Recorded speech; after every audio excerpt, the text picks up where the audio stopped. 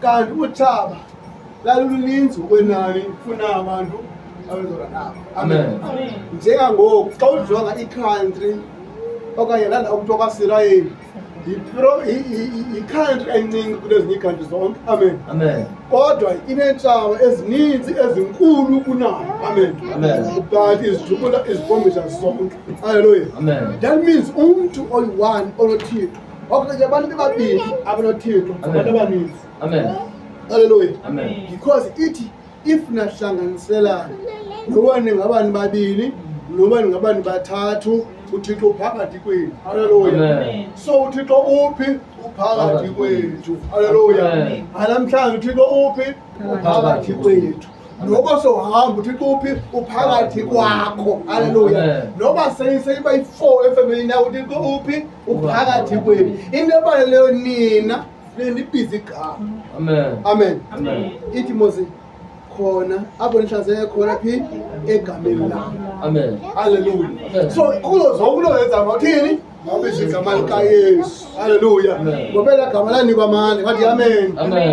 Ela gama lanikwa ubumdanga ngathi amen. Ela gama lanikwa igunya ngathi amen. Ide ithi iBhayibhile nxa uthe walibiza igama kaYesu kodwa ugobe namadolo ngathi amen. Ithi xa uthe walibiza kodwa kubekho abantu abahlambululayo ngathi amen. Lakho abantu bahlala phaa kubendlini selithela ezaba bayahlambulula ngoku. Amen. Bathetha izinto bekade bezigcinephi ngaphakathi. Hallelujah. Ngoba iBhayibhile asikho nasinye isikhali esilole wena esawuphumelela. Even nasey'nkundleni zamatyala abekho abayomangalela nawe baphumelele. Amen. That means kudala bexoxa, kudala bethetha. Hallelujah. But kuvele singabiki isikhali esawuphumelela against thina. Ngathi amen.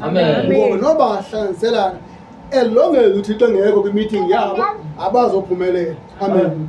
Thina sophumelela ngoba sihlanganisela khona phi egameni likaYesu. Amen. So ningayenza i-meeting enenza abantu bizana uYesu. Hallelujah. Ningayithetha but fakani igama kaYesu. Hallelujah. Ngoba if nafaka igama kaYesu e-meeting inerongo ayiziphumelela i-meeting. Amen. If nabiza igama eziphambi koSathana akazulithanda uSathana.